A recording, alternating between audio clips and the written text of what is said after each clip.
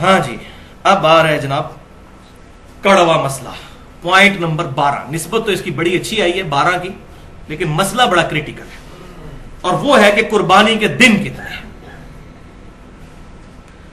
تو پہلی بات یہ سمجھ لیجئے کہ عید کے دن 2 ہیں.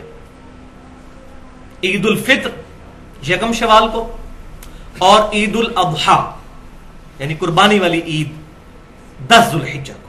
عید کے دن 2 ہیں. یہ بڑی عید کے 3 دن نہیں ہوتے، عید کے 2 ہی دن ہوتے ہیں، ایک چھوٹی عید اور بڑی عید. اور یہ میں اپنی طرف سے نہیں کہہ رہا، سنن ابی داؤد میں، سنن نسائی میں اور المستدرک للحاکم میں صحیح سند کے ساتھ حدیث ہے، اور امام ذہبی نے بھی اس روایت کی موافقت کی ہے کہ آپ صلی اللہ علیہ وسلم جب مدینہ شریف تشریف لائے تو انصار میں 2 دن ایسے تھے وہ منایا کرتے تھے خوشی کے طور پر. تو آپ صلی اللہ علیہ وسلم نے فرمایا اللہ تعالیٰ نے تمہیں ان 2 دنوں کے بدلے میں 2 عید کے دن عطا فرمائے ہیں، ایک عید الاضحیٰ کا دن اور دوسرا عید الفطر کا دن. تو 2 دن، یعنی 2 دن ہے، عید کے 2 دن ہیں.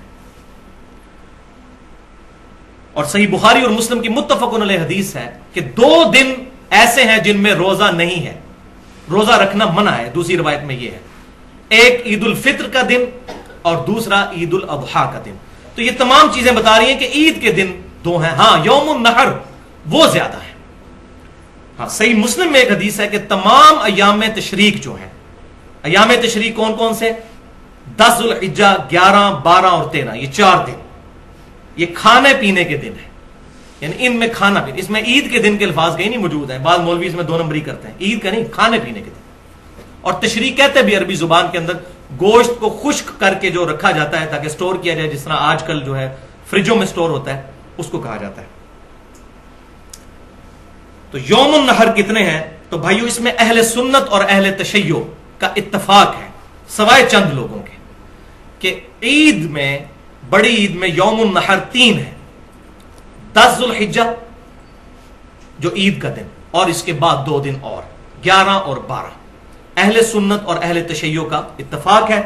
البتہ اہل سنت میں سے ایک گروہ جو اصحاب الحدیث یا اہل حدیث اپنے آپ کو کہتے ہیں، ان میں سے چند علماء کی یہ رائے ہے، اور وہ ظاہر ہے کہ ضعیف روایتوں کی وجہ سے ہوئی. ضعیف روایتیں ہی اصل میں فتنہ کھڑا کرتی ہیں سارا. اور میری پوری گفتگو ہے مسئلہ نمبر 36 کے نام سے اہل سنت پاک.com پر 1 گھنٹہ 25 منٹ کی گفتگو، ضعیف الاسناد اور من گھڑت احادیث کے فتنے کا تحقیقی جائزہ. یہ ساری امت میں بگاڑ جو آئے ہیں قرآن اور صحیح بخاری اور صحیح مسلم کے مقابلے پر، یہ ضعیف الاسناد احادیث کی وجہ سے.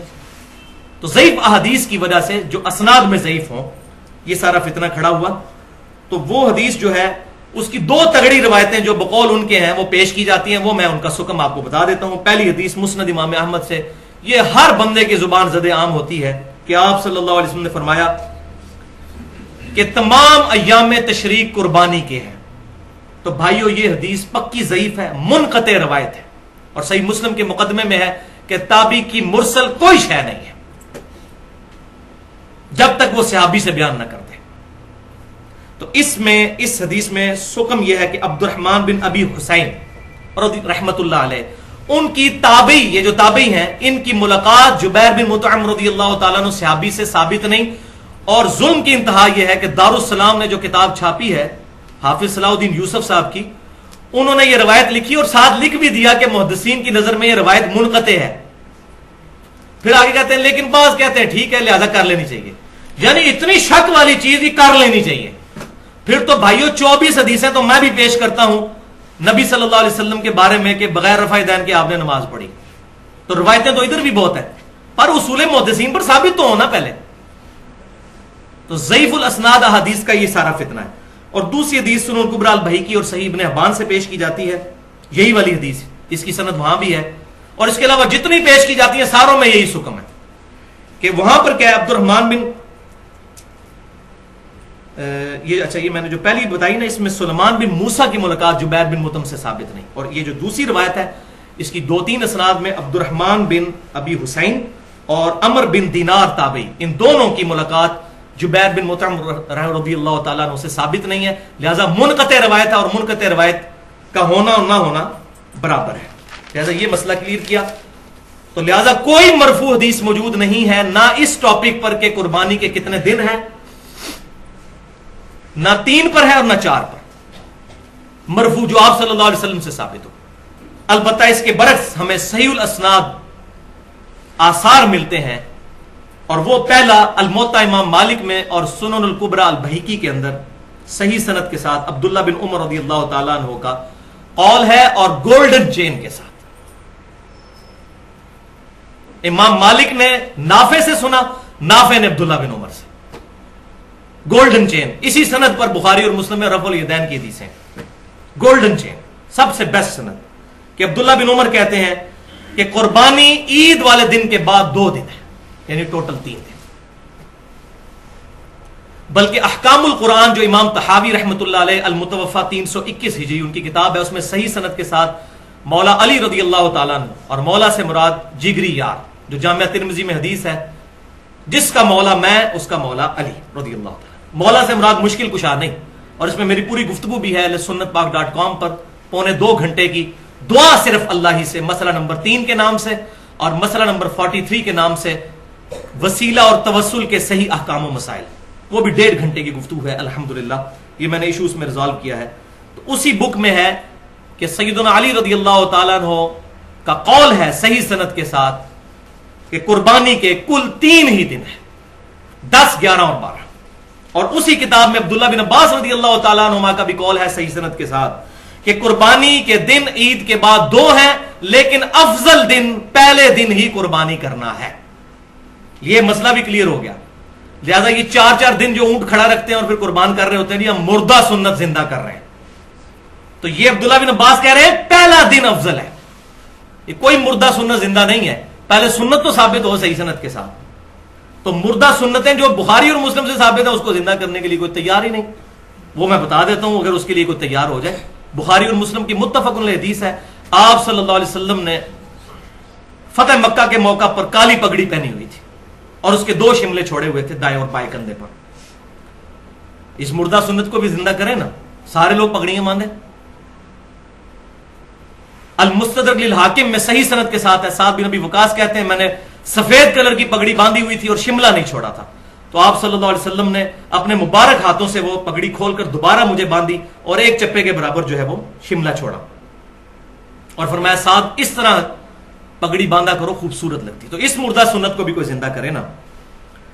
اچھا، اب ایک اور نئی آج ہی مجھے سننے کو ایک بات ملی کہ جی حاجی جو ہے وہ منا میں ہوتے ہیں، تو منا میں تو قرآن پاک میں سورۃ البقرہ کی آیت نمبر 203 میں آیا ہے کہ منا میں تو آپ 3 دن مزید رہ سکتے ہیں، 2 دن کے بعد بھی لوٹ سکتے ہیں، یعنی 10 کے بعد 11 اور 12. عموماً تمام حاجی 12 تک آ جاتے ہیں، لیکن اس میں اجازت ہے قرآن پاک میں سورۃ البقرہ آیت نمبر 203 میں کہ کوئی 30 دن بھی رہنا چاہے تو رہ سکتا ہے. تو کہتے ہیں چونکہ وہ منا میں 3 دن رہا جا سکتا ہے، لہذا قربانی بھی 3 دن ہو سکتی ہے. بھائیو یہ مسئلہ کہاں سے نکال لیا ہے؟ تو یہ بالکل فراڈ بچایا ہوا ہے، پتہ نہیں کہاں سے یہ باتیں لکھ لی ہیں. تو ایسی کوئی بات نہیں ہے. الحمدللہ میں نے بتا دیا اہل سنت اور اہل تشیع میں اتفاق ہے، سوائے امام شافعی رحمۃ اللہ علیہ اور چند لوگوں کا کہ وہ چوتھے دن کے قائل ہیں اور ضعیف روایتوں کی وجہ سے، اور اس میں کوئی ایسا مسئلہ نہیں، ہم ان پہ کوئی بدعت کا فتویٰ نہیں لگاتے. لیکن جس کو بات پتہ چل جائے، اور میں اسی لیے بھائیو یہ بات شاید کسی کو بری بھی لگے لیکن میں اپنے دل کی بات سامنے رکھوں، میں اہل سنت میں سے اور اہل تشیع میں سے سب سے زیادہ محبت اہل حدیث کے ساتھ کرتا ہوں. اس کی وجہ یہ ہے کہ یہی ایک مکتبہ فکر ہے جن کے سامنے جب صحیح الاسناد احادیث رکھی جاتی ہیں تو ان کو اپنا کوئی بزرگ یاد نہیں آتا. وہ کہتے ہیں بھئی حدیث صحیح ثابت ہوگی، یہی ہمارا مذہب ہے، اور اگر ہم کسی حدیث پر عمل کر رہے تھے اور وہ ضعیف تھی ہم چھوڑ دیں گے. کتنے عرصے سے عمل کر رہے تھے کہ وطروں میں رکوع سے بعد دعا پڑھا کرتے تھے ہاتھ اٹھا کے. جب ثابت ہو گیا کہ نہیں ہے تو دارالاسلام جو اہل حدیث کا سب سے بڑا مکتبہ ہے، انہوں نے اس کتاب میں لکھ دیا کہ رکوع کے بعد ثابت نہیں ہے، رکوع سے پہلے ہی قنوت وطر کرنا ہے، رکوع کے بعد قنوت نازلہ ہے. صحیح بخاری میں بھی موجود ہے کہ اس شخص نے جھوٹ کہا جس نے کہا کہ اللہ کے نبی صلی اللہ علیہ وسلم رکوع کے بعد دعائے قنوت پڑھتے تھے. وہ تو آپ نے 1 مہینہ پڑھی قنوت نازلہ میں، ورنہ پہلے ہی پڑھا کرتے تھے. انہوں نے رجوع کیا. ایون ہمارے اسلام آباد میں دارالاسلام مسجد اہل حدیث کی پچھلے سال انہوں نے باقاعدہ بروشر تقسیم کیا، حالانکہ وہاں چوتھے دن قربانی بھی ہوتی تھی. ریٹن فارم میں انہوں نے رجوع کیا کہ بھئی قربانی کے 3 ہی دن ہیں. اور میں ان تمام چیزوں کا کریڈٹ جو ہے ایک پرسنالٹی کو دیتا ہوں جو میں سمجھتا ہوں، جو میں نے پہلے بھی کہا، چاہے یزید والا مسئلہ ہو چاہے یہ مسئلہ ہو، اہل حدیث کا قبلہ ایک دفعہ درست کر دیا، وہ حافظ شیخ زبیر علی زئی صاحب حافظہ اللہ ہے, اللہ تعالیٰ ان کے علم اور عمل میں برکت عطا فرمائے. انہوں نے یہ مسئلہ الحمدللہ آج سے 5 سال پہلے ایکسپوز کیا. ان کا رسالہ جو الحدیث نکلتا ہے 44 نمبر رسالہ, آج سے 5 سال پہلے 1428 ہجری میں ذوالحجہ کے مہینے ہی میں جنوری 2008 میں ان کا رسالہ نکلا. اس میں انہوں نے لکھ دیا کہ یہ چوتھے دن والی روایت جو ہے یہ پکی ضعیف ہے. شیخ زبیر علی زئی رحمہ اللہ 3 دن تک قربانی کرنے کے قائل تھے, چونکہ چوتھے دن قربانی کی جتنی احادیث ہیں وہ سب منقطع ہیں. جبیر ابن مطعم رضی اللہ تعالیٰ عنہ صحابی سے تابعین کی ملاقات ہی ثابت نہیں ہے, وہ منقطع روایتیں ہیں اصول محدثین پر. اور بالکل واضح ہے, انہوں نے رسالے میں وہ تمام روایتیں ان کا انالیسس بھی کیا, اور صحیح روایت الموطا امام مالک سے گولڈن چین کے ساتھ کہ امام مالک نے سنا نافع سے اور نافع نے عبداللہ بن عمر سے. الموطا امام مالک میں امام بخاری کہتے ہیں اس سے بیسٹ سند ہی کوئی نہیں ہو سکتی کہ نافع جو ہے وہ ان سے امام مالک سنے اور نافع نے عبداللہ بن عمر سے سنا ہو. اور وہ کہتے ہیں کہ یوم النہر جو ہے 2 دن ہے عید کے دن کے بعد, یعنی 10 ذوالحجہ کے بعد قربانی 2 دن تک کرنا درست ہے, یعنی 10, 11 اور 12. بہرحال اس پہ پورے دلائل, ان کا پورا مضمون جنوری 2008 کے رسالے میں الحدیث نمبر 44 میں چھپا ہوا ہے ذوالحجہ کے مہینے میں. چوتھے دن قربانی کی روایت اتنی ضعیف ہے, کیا وجہ ہے کہ اب ہمارے اہل حدیث ابھی تک اپنے علماء کے مقلد بنے ہوئے ہیں, اور ہمارے علاقے میں بھی ہوتا ہے کہ وہ 4 دن اونٹ کھڑا رکھتے ہیں, چوتھے دن جا کے قربان کرتے ہیں, اور اب وہ البانی صاحب کا حوالہ دیتے ہیں, حالانکہ وہ آپ نے جبیر بن مطعم سے اس کی ملاقات ہی ثابت نہیں تابع کی. اس پہ آپ مجھے بتائیں کہ میں اس کا کیا جواب دوں جی, وہ تو ان سے پوچھے جی کہ یہ غلطی ہے. آپ کے نزدیک ہے 3 دن قربانی کرنی چاہیے. 3 دن جو ہے قربانی کرنا یہ یعنی آثار صحابہ سے ثابت ہے, حدیث کے عموم سے بھی یہی ملتا ہے. 4 دن قربانی کرنا چوتھے دن یہ نبی کریم صلی اللہ علیہ وسلم سے یا صحابہ سے ثابت نہیں. تابعین میں سے کچھ 1-2 تابعین سے ثابت ہے, جواز تک ہے, لیکن بہترین بات نہیں ہے. بہترین تو اول دن ہی ہے, اور 3 دن ہی قربانی کرنی چاہیے. اور اگر کسی کو مزید تحقیق چاہیے ہو تو میرا پورا لیکچر ہے مسئلہ نمبر 52 کے نام سے, قربانی کے صحیح احکام و مسائل, جس میں میں نے 17 مسائل فرقہ واریت کی لعنت سے بالاتر ہو کر حق بات بتائی ہے الحمدللہ.